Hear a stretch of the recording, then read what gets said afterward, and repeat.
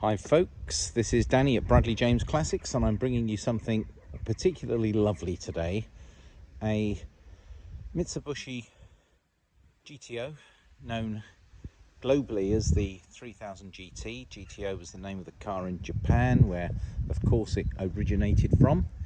And this is simply a stunning car in stunning condition and an absolute credit to its previous owners. And they've kept this beautiful Japanese Grand Tourer in fantastic condition. We don't like to use the word mint condition because it's very difficult to have a car built in 1995 that's in mint condition.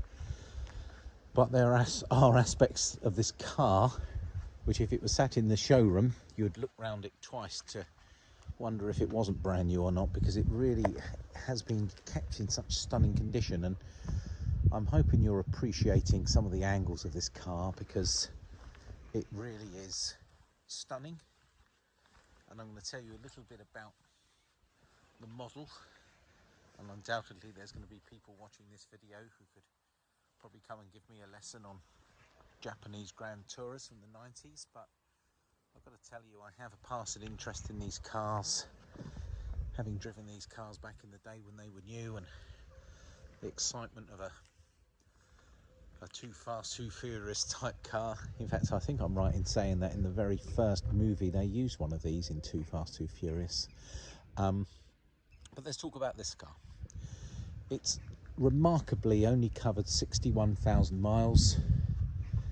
It looks absolutely stunning in its gloss red, beautiful paintwork. It's actually a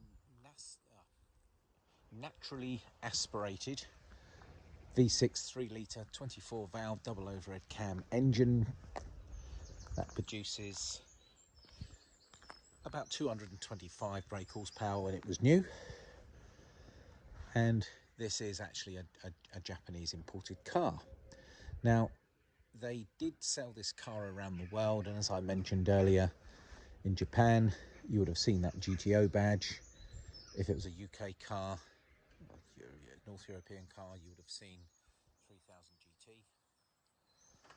And again, with a bit of badge engineering and some minor changes, you could be in North America and see this car referred to as a Dodge Stealth.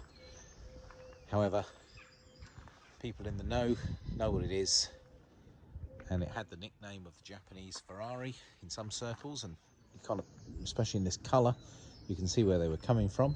There were some model variants. It ran for approximately 10 years between 1990 and the year 2000, and there were about 4 generations. We're looking at a second generation car here from 95, and actually a good clue to what was different in the second generation comes from the front, and that is these rather snazzy headlamps. Now, in the first car, the first generation car, they would have been pop-up, whereas these give you these sort of projector headlamps. That looks pretty cool. In fact, there isn't many angles where the car doesn't look cool. You'll be happy to know that this rather lovely number plate comes with the car. I've got no idea how much someone would pay for a GTO number plate, but we don't split plates from cars here, and it would be a crime to take that one off, because it suits the car so well. So I think that adds some nice kudos to the car without really understanding the value. I have a little list here of some work that's been carried out that we know about, which I can run through. But back to the car itself.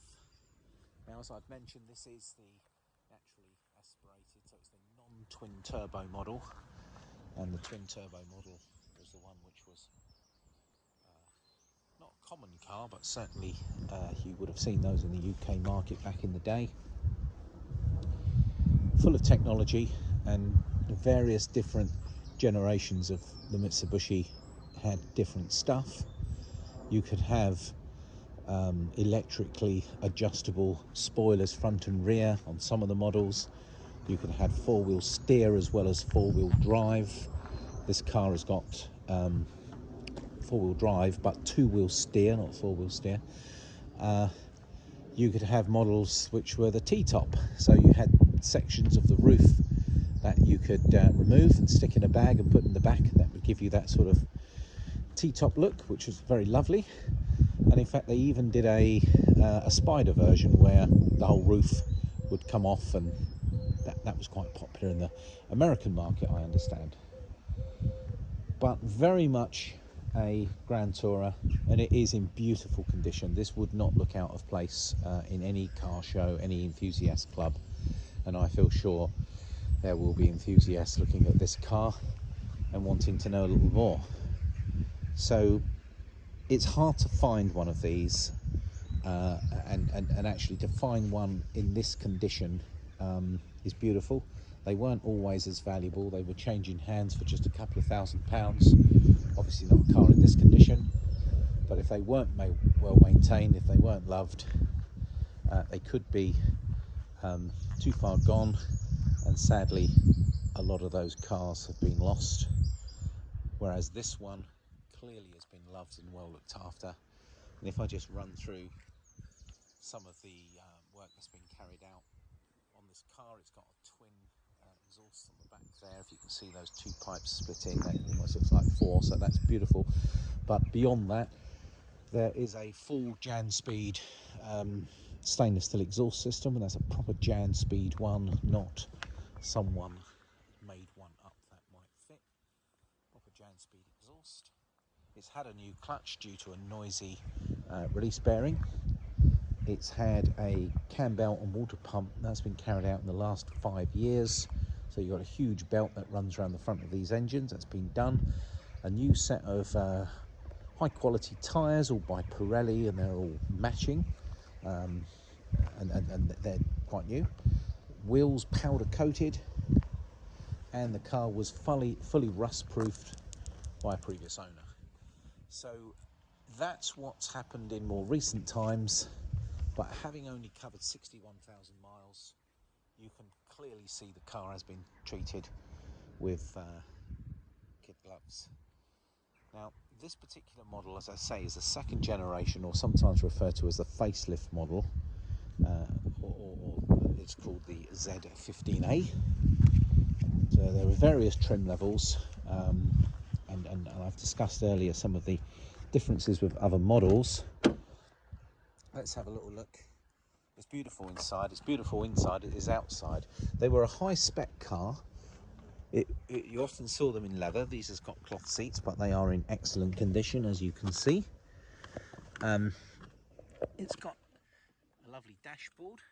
Now, even though it's got this Momo steering wheel, which is very common to see them, you'll be delighted to know that the original steering wheel is boxed up and it's in the boot of the car. So if you wanted to take it to original, you can. It has a Momo leather gear knob with this 5-speed gearbox. There is a, as of often with these Japanese cars, there's a very confusing to use radio, which I think would have been fitted back in Japan. It's a large screen. There's air conditioning system, and there are the extra dials.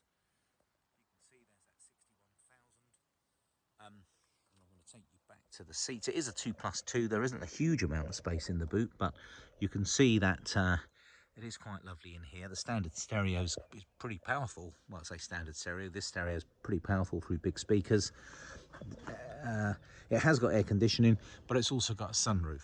It's got automatic windows. It's got central locking. It's got electrical adjusting mirrors. The seat has got some lumbar support here with these switches that can move upwards, sideways.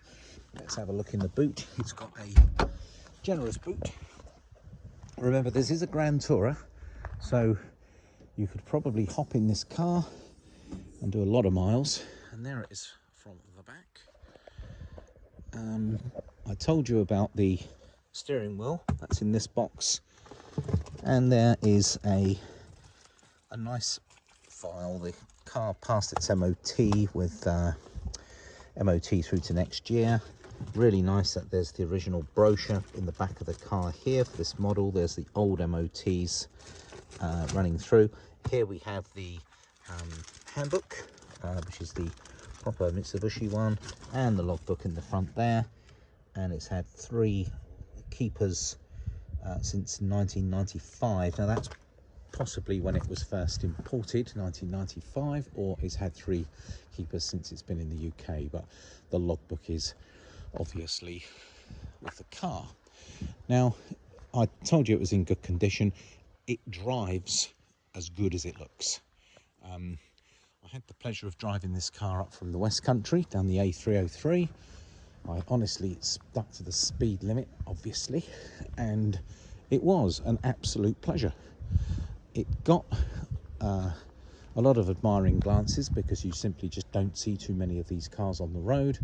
And I think this car, be it in a collection or be it even potentially your everyday driver to enjoy life and drive to work in, this car I think will bring you a lot of pleasure, and be prepared for the thumbs up and the admiring glances, because it really is a beautiful car. Now, we have the car available for in viewing, and this can be test driven, and we can drive and we can deliver this car to you on a transport truck anywhere in the UK for a competitive price. You are welcome to offer up your part exchange, which can be another classic, can be a modern, it can be a light commercial. All the cars we sell go through our own workshop, and they have an extensive check before they leave us. I've got a feeling the MOT runs through to April 2023. And as I mentioned, it didn't have any advisories from the last MOT that was carried out. So, GTO, 61,000 miles, naturally aspirated model. Now, I'm not going to tell you because it isn't a twin turbo, it's some sort of economical car, but I think you're going to be hitting mid-20s if you drive it sensibly. And if you drive it like you stole it, then of course you're going to be not seeing much return MPG. In fact, I did see that some say that these cars can do 28 to 30, but I think you'd have to be driving like a very conservative chap to be doing that. Here's the engine bay. It's a beautiful engine, and as I mentioned, V6, 24 valves. There's a plenum there. It's a heavy duty battery. It's very clean here, and this probably adds to the wonderful sound it makes, air filtration like that. But yeah, just a big 3-litre engine.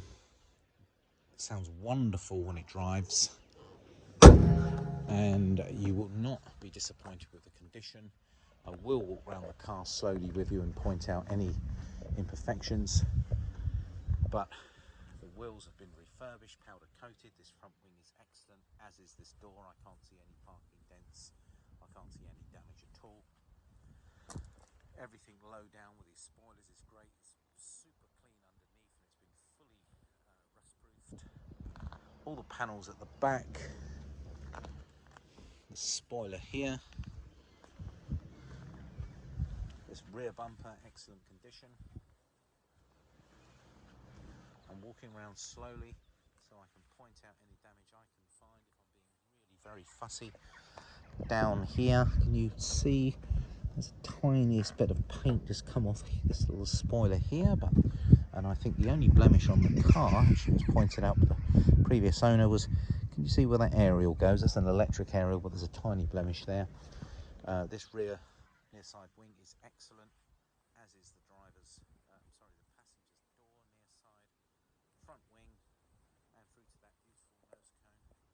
I can't even see stone chips on the front. I think this car has been absolutely loved to death, and it really is damage free. It looks stunning, and it's in stock now. So all I can say is, when cars are in this condition, when people see them and they're serious about wanting one, they're going to be buying this one. Prices of legendary cars like this seem to get stronger year on year, so I think this represents excellent value for money. I've seen some cars which are advertised, and in fact I've seen cars advertised which have had more miles. Okay, they've been UK cars, and some of them have been twin turbos, but they've been double the price in which we're asking for this car, and at least 10,000 more. So I think this represents absolutely stunning value. You don't have to be a genius to work out it's a GTO coming down the road. It's got great heritage, this car. The GTO, which is the name of the car in Japan, that took its name from the Galant GTO and the Galant GTO took its name from the Ferrari GTO, so a bit of heritage. And actually, I'm now more and more convinced that this could probably be right up there with the Honda NSX as Ferrari-esque shapes and beauty, and in this stunning condition, because those who know that red cars aren't always the easiest to keep clean because they can get faded in the sun. This car has spent its life indoors. Certainly the previous owner kept it under a cover. Pride and joy car, absolutely gorgeous, and it just deserves to be loved and used and enjoyed. And I think if you were lucky enough to come and buy this car, I think it will prove a good future investment. Keep it in this condition, keep it well maintained, and I think this could well be a car that would bring you a lot of pleasure and protect your investment and see it grow in time, because it is just a stunning example. Well folks, you can tell I'm passionate about this car. It's absolutely beautiful. I've had the pleasure of driving it, and I can assure you it definitely drives every bit as good as it looks. 61,000 miles, 1995 Mitsubishi GTO in stock today. Well folks, thank you for bearing with me looking around this lovely car today. It's Danny at Bradley James Classics, signing out.